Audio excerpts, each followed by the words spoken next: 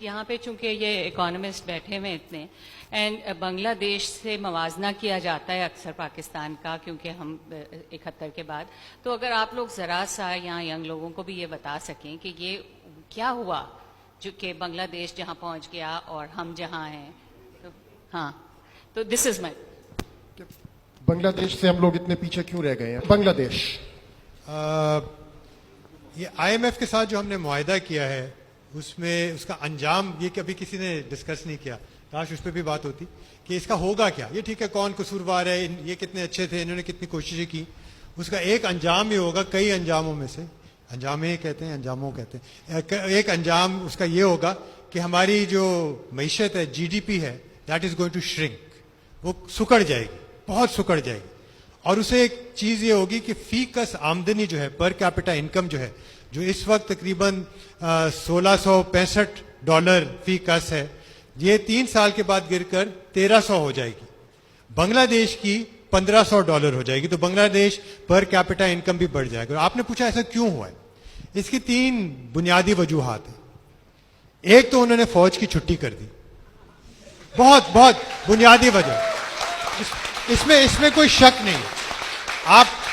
آپ جتنا آپ ان کی معیشت کو سمجھیں.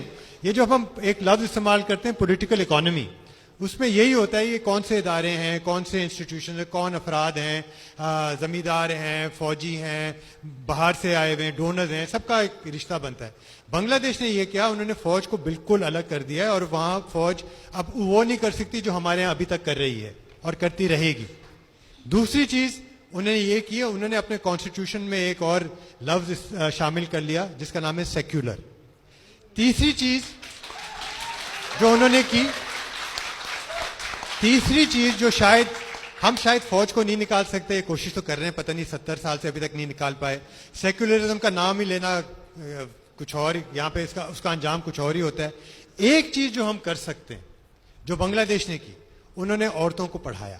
بس ہم اگر اور کچھ نہ کریں، پاکستان میں اگر اور کچھ نہ کریں اور عورتوں کو تعلیم دیں، پڑھائیں، سکھائیں، تو یہ ملک کو ایسی جگہ لے جائیں گے کہ آئی ایم ایف کبھی نہیں لے جا سکتا. میں اکتوبر 99 میں جب یہاں کو ہوا ہے، میں ڈھاکہ میں تھا اور میں بوسٹن کا پڑھا ہوا ہوں. وہاں میرا ایک کلاس فیلو ہوتا تھا بنگلہ دیشی. وہ وہاں پر کیبنٹ سیکرٹری تھا اس وقت 99 میں. تو میں نے جا کے اس کو فون کیا کہ میں ملنا چاہتا ہوں. It was a Sunday when I reached. He said کہ میں تھرسڈے سے پہلے نہیں مل سکتا، اس لیے کہ ایوری وینسڈے پلاننگ کمیشن کی میٹنگ ہوتی ہے اینڈ پرائم منسٹر حسینہ واجد وہ چیئر کرتی ہے. وہ صبح 9 بجے شروع ہوتی ہے، اس کا ختم ہونے کا کوئی ٹائم نہیں ہوتا. That is the political commitment to economic development. میرا 20 سال میں نہ زرداری نے کبھی کوئی اکنامک میٹنگ چیئر کی سیریس قسم کی، نہ نواز شریف نے کی ہے، نہ عمران خان کرتا ہے. انہوں نے کیا کیا، انہوں نے اسد کو ایک اکانومی کا پورٹ فولیو پکڑا دیا اور ہم سب کہتے ہیں کہ آپ کو پتا تھا کہ کیا ہونا ہے، آپ نے کیوں نہیں کیا. میں اسد شاید ڈینائی کریں اپنے کولیگس کو پروٹیکٹ کرنے کے لیے. Asad did not have the political support of the entire government. He had too many people pulling the rug from under him.